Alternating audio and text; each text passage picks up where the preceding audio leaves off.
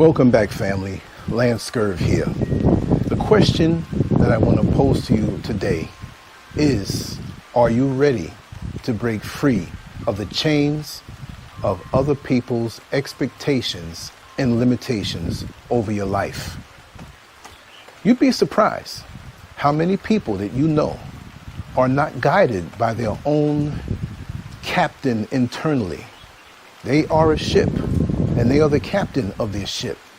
But they don't seem to understand this, and so when they ask opinions from other people about how they should live their life, what they should do with certain decisions, they're like a ship without a captain that has not even a crew, but the passengers saying, go this way, go that way, go this way, turn around and go this way. I think you should do this. And I'm not knocking those who are educated and have experience in different areas of expertise. No, I'm not knocking them at all. All I'm saying is stop opening yourself up to people who can't even get their own damn lives straight themselves. But you see, many of us from birth, we were taught to value the opinions of others over ourselves. And we were taught to seek the approval of others over what we think is right. We can have a grand idea for an invention or maybe to relocate or in a relationship that's budding that we think is good for us. Any of life's issues or any of life's questions for direction. And oftentimes we have people who are unqualified to speak into our life. Let me tell you something. Right at this very moment, I have one person, my dear sister, who if she does tell me to jump off a cliff, I just might do it, right? But I have another brother or two who I respect their perspectives greatly. And out of those two, it's one who has done so much in his life right and took time and included not just other people, but considered the laws of the Creator. And I have to respect that. And that brother has done, and I tell him to his face all the time, out of all the people I've known, you've done everything right. And it's not like he didn't have challenges or crossroads and things to think about. But the bottom line is, I really value his word. And my dear sister, when she tells me something, we've had talks for hours and hours, days, weeks, months, on the intimate details of my life. And she's never let me wrong, because she too follows divine law. And that has to be at the root of it. Sometimes you get advice from individuals who are secret competitors of yours, and they don't want to see you succeed. But they'll give you what sounds like good advice, but there's an investment into you emotionally that is not a good emotion, that is not a good vibration. And they will marble their advice with something that will take you into a different direction than will give you the ultimate success. You have to be careful. So at the end of the day, you have to be true to yourself. Because like I said before, you're going to wear the result of your decision for the rest of your life. And you got to understand that even if it seems like a light crossroad, like it's not much, but I don't even have to ask anybody any advice about this, but you take your time and you make sure that you make the right decision. And you put that decision away and you come back to it a week later. Because sometimes we're emotional about something, we're caught up in different things, and we see it a certain way at the moment. And then later on, when we calm down from our enthusiasm to go that one way, or the influence of somebody who's trying to get us that one way, you have to be still. Anything that's good for you is going to be there. You don't have to rush. Because once you make a decision, in many instances in this life, it's going to be so hard to reverse that decision. I'm going to put his name out there. I've been reaching out. I've been looking and Googling this brother for the longest time. I haven't seen him from the 90s. My Nigerian brother, Gerald Ahukuma. And we used to work in Home Depot together. And there were a couple of other coworkers that were there that would ogle the beautiful customers that would come in. They would just try to talk to them and try to get involved with them and get their phone number. And Gerald was wise beyond his years. He was only a couple of years older than me, but he had an age-old soul wisdom about him that whenever you talk to him, it was like you started to talk to this person who became amplified. And we would joke about this when these guys would talk to these young ladies, which would always kind of end up disastrous. Not that there's anything wrong with the woman, but there was an approach by the men because they were just grabbing at everything. And we would tell some of these brothers, and Gerald would say this, and I'll never forget this saying, as simple as it is, and you've heard it before. He would say, brother, it is so easy to get in, but so hard to get out.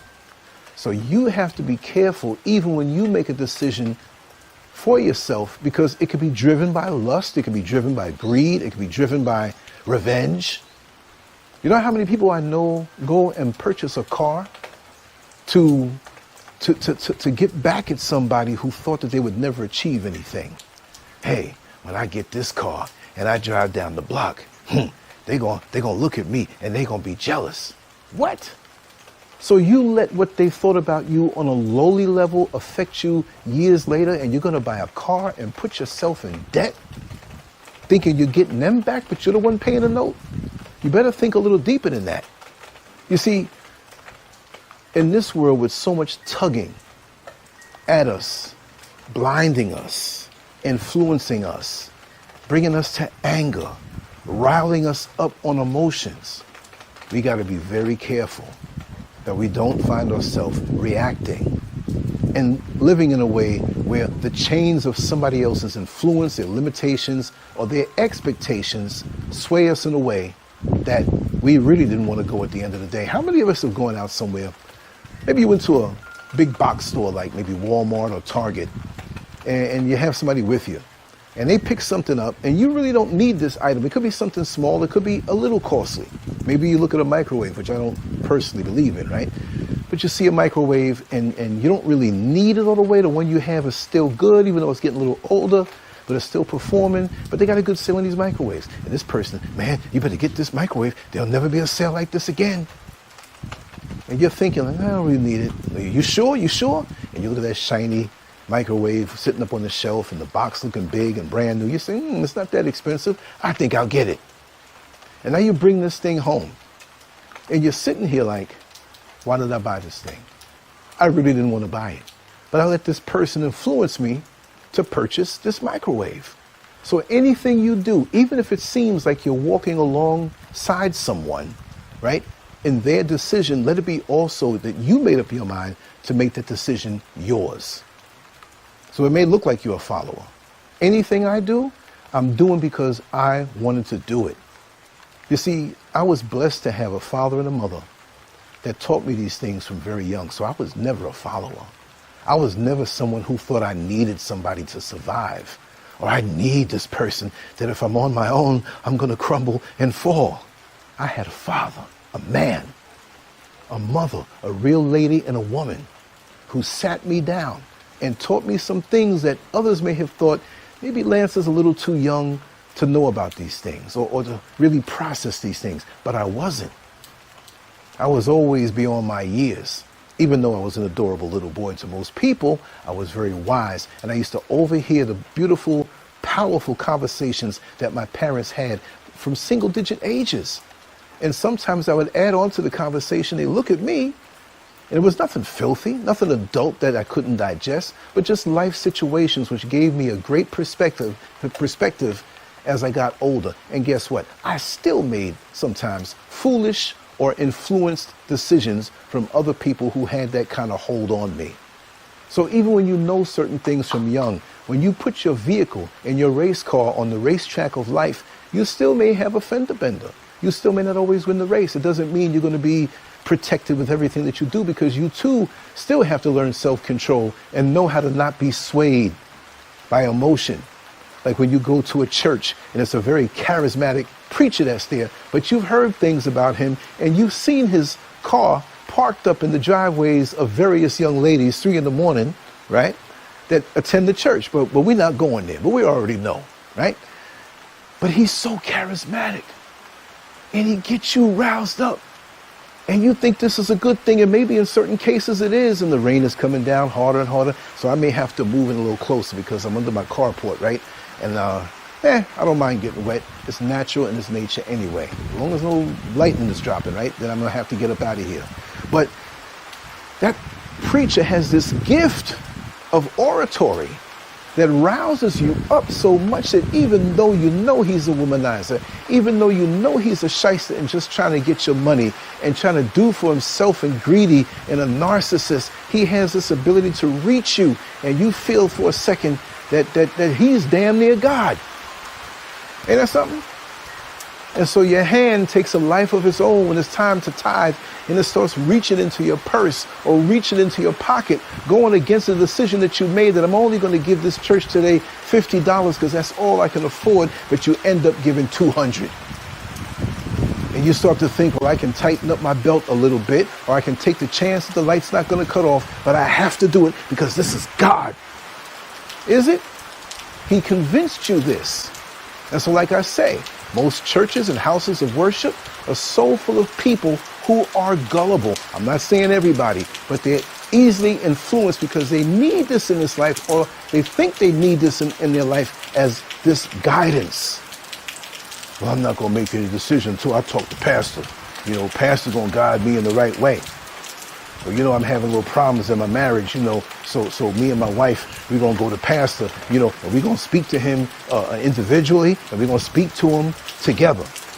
And that's what that pastor wants, because he's been looking at them pretty nice full thighs of your wife, and he would love to counsel her and influence her, especially since you look up to him, and she sees this, so she sees him as something over you. So when he starts to counsel her, maybe not the first time, all of a sudden his wonderfully wicked words begins to cause her to moisten. And she looks at him as more of a man than you. How dare you make such a mistaken decision? You never go to another man for this kind of advice, unless it's an elder who's in your corner. But everybody's trying to get a little feel on that leg in the heaven that lies between. Now that's just an example, just to make you laugh, but this is the way it is in life most of the time. But you have to break the chains of the expectations and limitations of other people. Because you know what? Your dreams and your visions and your aspirations can be so much higher, beyond the threshold of what they can even comprehend. And because they can't comprehend this, you shouldn't be able to do it, because you should be limited like them. Now, if my shirt starts to get wet, there's rain dropping on me, but I ain't going nowhere. It's just nothing but water. I can change my shirt. I feel good. Now, I can move back a little more, but I don't feel like moving the position of the camera. It's on a tripod, nice and easy, you know what I mean? But how many wonderful new pinnacles and high points and peaks have we lost out on? Because we went not only for advice, but we limited ourselves to the limitations of others, which most people are not going to live their life according to what they want to do. They're going to live their life to please other people. And there's got to be a point where you say, listen, I know your advice is good. This is the general people now, not the ones who are tried and proven, right? But secretly, you make up your mind that I am going to do this and I am going to go after this, and you don't have to tell everybody. Keep your mouth shut, because as soon as you open your mouth to say what you are going to do, they start whispering in your ear on what you're not going to do. And these can be nice people, but they're limited. And I know my shirt's getting wet. See this over here? I'm dropping right down on it. You know, I'm going to stay right here. I don't care. Water never hurt nobody. Matter of fact, some of us need a little extra water in our lives with a little soap or cleanser, if you know what I mean. I always keep myself clean. But even us who get to a point where we have evolved to understand these little universal laws, in the past, how many opportunities have we lost out on because we limited ourselves according to what the other person thought was going to be our ceiling? I know there are people in my life right now. They're there from the very beginning of many years ago. And I know it. But the only reason why they're there is to kill off a new thought, to kill off a dream and an aspiration, and keep you there and walk you through life. This is their pleasure. This is what they get joy from. They see the light inside of you, and they don't want it to shine bright. They don't want it to shine out. It is fullest. And they're there to keep you chained in a life of mediocrity, right? Mediocrity and normalcy. And you know what? The sad part about it is none of us were put here on this earth or placed here on this earth to be this thing called normal. What an insult to the Creator. He made you brilliant as he did. On a physical level, you have all these systems in your torso, the respiratory system, the circulatory system all over your body, the skeletal system, the reproductive system. I kind of like that one. But, that was a joke, y'all. We can walk on 2 feet. We have 10 toes. We can walk up on our tippy toes. We can balance ourselves on 2 feet, where most other animals have to walk around on 4s. We can think for ourselves and reason and solve challenges and problems. There are other animals that can do that.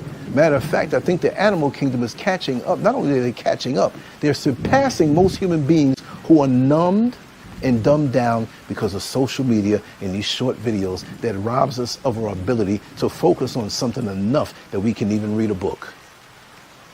We want everything done quick now. Our brains are fried. If it's not for the things that titillate us and keep us in a certain low vibrational, lustful mode, it's the other things that don't count, that don't matter. We want to hear the tea. We want to hear the gossip. And we just keep our heads stuck in that. And we don't even put enough time to ourselves to develop ourselves personally. Because more so than just a job. And yes, many of us need jobs until we get to that next level. But we don't really invest in ourselves personally to say, hey, we know we have to get certifications on certain jobs and keep the education level and intelligence upgraded on certain things. Fine. Do that. Get paid. Put your money right where it needs to be and don't waste it. But not only that, what about our own personal skill set? What about the things we could do to make ourselves better? What about learning another language? What about traveling around the world and learning different cultures so you have better insight? What about reading those books that are on your shelf that you take pictures in front of and you feel nice and intelligent? Oh, they have a nice library. He must be intelligent. She must be intelligent. And you just a dumb fool with dusty books behind you that you collect and you never read. You buy that bicycle, but you never ride it because you said you want to get in shape on a whim. You got that membership to the gym as soon as New Year's came in because you felt guilty from the point of Thanksgiving all the way to New Year's, Christmas. You're eating this food, you're drinking, you feel messed up, and all these ads are bombarding you. So guilt makes you buy that membership, but you never used it. You went for a week and a half, and then you kept coming up with excuses. And I hear so many good people that are nice people come up with excuses on why they can't do the things that they want to do, that they know is inside of them, but they give up on it because they were taught to average out with everybody else. Like everybody agreed to just be normal.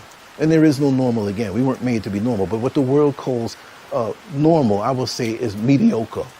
Are you pushing yourself? Now, you can't push yourself too much. You have to rest. But you should strive to make yourself better on a personal level. Make yourself better. Clean up your appearance.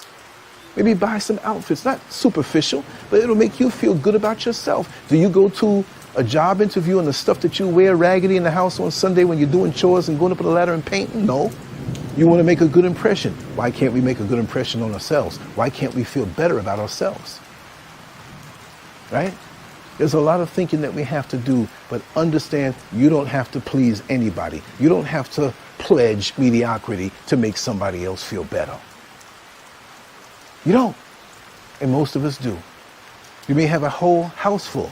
Now, I'm not into the whole college thing because it costs so much money and you can do so much more as an entrepreneur. That's just me. But kudos to those who have gone, because there's certain professions and careers that you have to go to learn certain things before you operate on somebody's brain, before you fly a plane. You don't want to, I just winging it. I was a hobbyist a little bit and I'm flying planes now. No, I'm not getting on that plane. No way. I don't care how wet my shirt get. It's just going to have to, it looks like a little design, right? That looks pretty cool, right? But we don't go beyond this thing. You ever see, I wouldn't say it's the horse races where they're really running hard, but there's a certain type of race when you see the horses lined up and they're all in their stall and they're about to come out. And to keep them even, there's this long piece of wood, this long piece of contraption that's almost like when you're at the toll bridge or toll booth and you pay and then it goes up. Well, it's a long one that goes across, and it brings them out evenly, and it's on a car, right? And the car will pick up speed because they all came out even now, and after a while they're on their own to run as fast and swift or as wise as they want to run. And a lot of us, we live life with this limiter on us, where if we can strive and do better, we kind of hold ourselves back because it's almost like we don't want to insult the people that are around us. You have whole families that have never attended a college, and that's just the way it is. It's not for everybody to go and attend the college, right? And I'm getting wet over here, and I don't mind. But you'll have that one youngster, young man or young woman in the family who says, yes, I'm going to go to college. And you would think that most families would be happy for this young man or young woman to go to college. And guess what? Well, college is going to cost you a lot of money. Yeah, and you might meet somebody there and a year in want to give up on college because you're getting into them and you don't want to go to school no more. The job market's not that good. You sure you want to go there? You see, you start getting these doubts from people who never went to that higher level, and because they never saw themselves go there or kind of stood away from it, they're trying to make you now mediocre like them. I'm not saying they're bad people, but they start dropping these little nuggets of negativity because there's nothing positive about it in your mind, and you start processing this thing and you end up not going. Then they tell you, well, it seems like you're not going, and I'm not mad at you because you can apply for a little job over there by the warehouse. They need people at night on the night shift to lift boxes. What? No, you have to think the highest. And even me right now, I have nothing on me as far as any energies and entities, because they have been holding on to you and sucking from you and wanting to hijack your destiny and align themselves with you and make you feel like you need them, but you're the one who, what kind of mess is that? So now I have some high aspirations. There's things happening in my life, and I made the decision to say, hey, I'm going for this. No matter that I'm 61 years old, I'm here. There are people that I've known in my life that never made it to 20. There are people that I know in my life that never made it to 14. There's one guy I knew that never made it to 14. I was 12 when he got killed. He was on a motorcycle. A car ran over him because he was on the back of, holding on to somebody. Couldn't believe it. That was like one of my earliest tastes of death by a youngster, a young person. There was another one I knew that actually got hung in the park. And he had to be like 15 years old, 14 years old. He's a little older than me. Hung, lynched. I don't know who did it, but it was kind of fishy. So there's some who let age or the chronological age slow. Well, I'm 61 now. I ain't got that much time. 9 more years. I'm 70 years old. Look, I'm taking all my experiences in life. I'm sharper than I ever been. I'm the best version of me that's ever existed. So how do you expect me to sit down and not do what I'm supposed to do better than ever before? They did a study on people who are CEOs over companies, big companies. And don't you know, the best CEOs were those who were around 85 to 90, 93. I think the oldest one that was in the study, their brains were sharp and they have the experience behind them. Long experience. So they're even more cool, calm, and collected when obstacles came up in that company's growth. Or may have had a slow period, right? But they were cool in that because they have the experience. So understand, as long as you strive to be your personal best, you will always, year by year, be the best version of yourself. And me, after all that I've gone through, I'm the wisest, I'm the sharpest, I'm the strongest. I have more wisdom than ever before. And I know me even better because I had another year with myself over the next year. So I'm the master of myself. And that is not a narcissistic way. Sometimes people see a confident person and want to shoot them down because they don't have any confidence in them. Or what little bit comes in them, it's like a bucket with a hole in it, and they're trying to fill it up with water. It just washes through quickly. They talk, but they don't do nothing, and they're not consistent. And when they take a fall, they get whipped. I got more enthusiasm in my life right now than I ever had. I have a brother, but we have different fathers, but he's still my brother. But technically, I am the only product of the union of my mother and father. And whether you have 10 brothers and sisters that have the same mother and father, I'm not saying it for that. But me, I have to represent. The baton has been passed on to me. I have to keep myself sharp. I have to keep myself strong. I can't say, well, I'm getting old, and my mind, I'm losing it, and my family line is this kind of sickness, so, that's what. No, I'm not embracing none of that. I don't have that in my bloodline, but I'm just saying I'm not embracing failure as an excuse to not break free of the chains of limitations and expectations of those who think on a mediocre level. You're not mediocre and I'm not mediocre. Don't be mad at me because I know I'm not mediocre. I have boundless talents. I got so much talents. I almost sometimes don't have enough time to do them. But you know what? I make time for them. And sometimes it's not the right time to do something at that particular moment. Maybe there's a lesson coming your way. But when you realize how much value you have to know your value. If you know your value, you can't let somebody else slow you down in what it is that you have to do.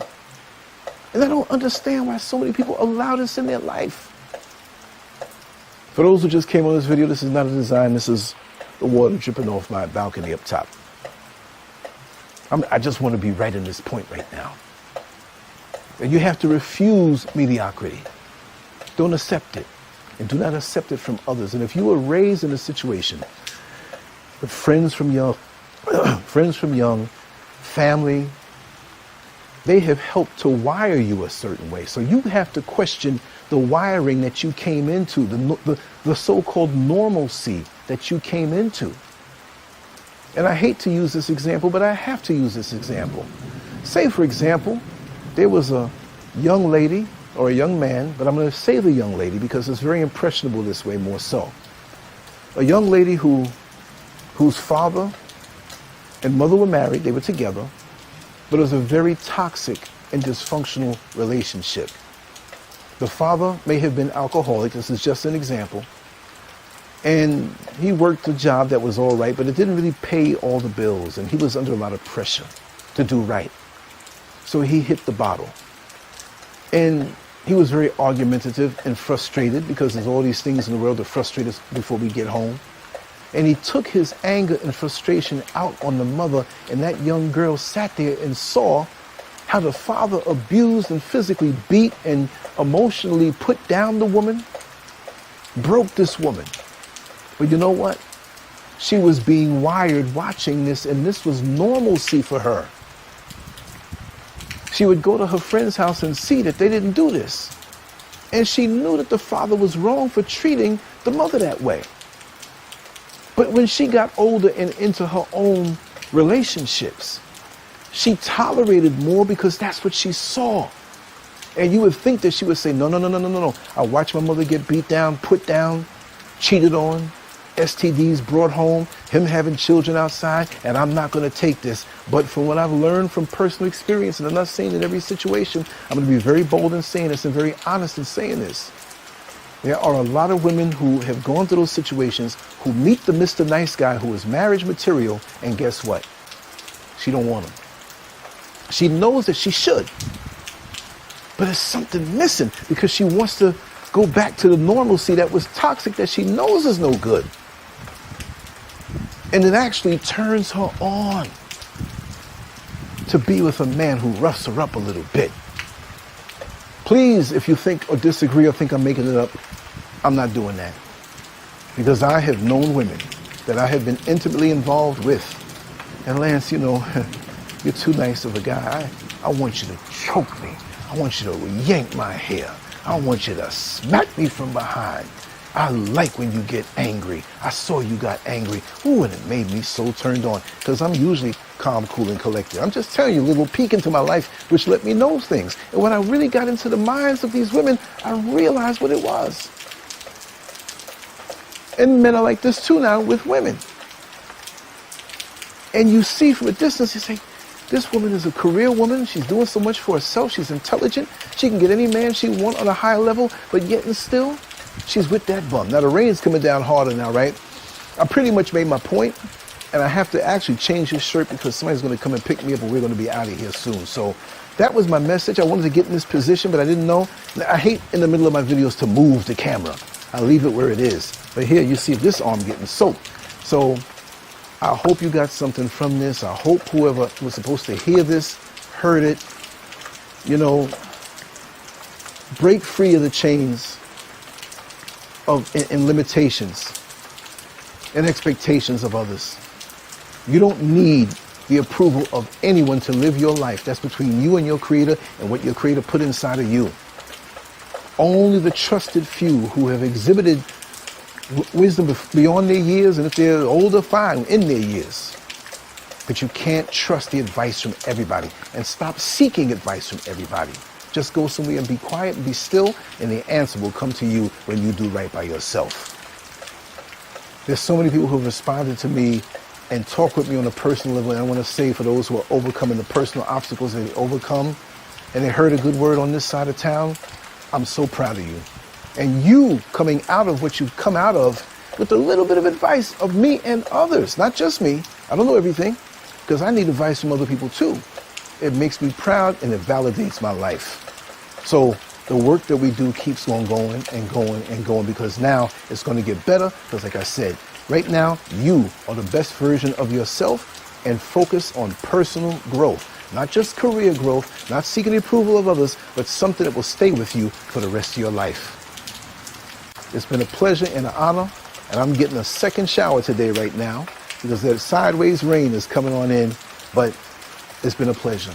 Just want to say we're going to keep on rolling on. We're going to keep on doing what we do, and I really love you all, really from my heart. That's why I do what I do. For no other reason, I really enjoy doing this stuff. Leave your comments, leave your perspectives, leave your stories.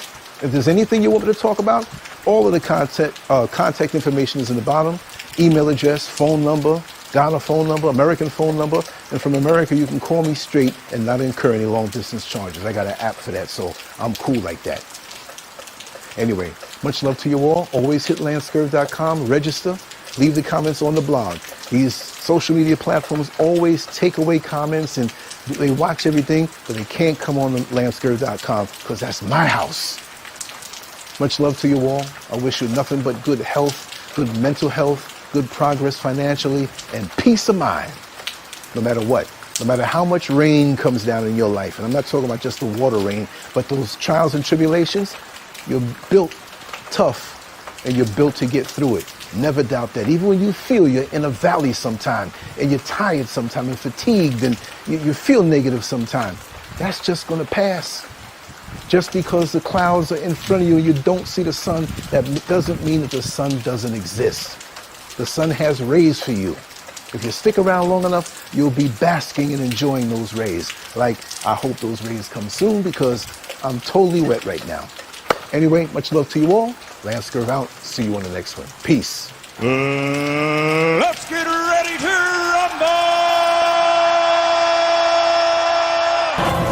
Tune in to radio's hottest talk show, bringing you the realest, uncensored conversations with the boldest man on the net, Lance.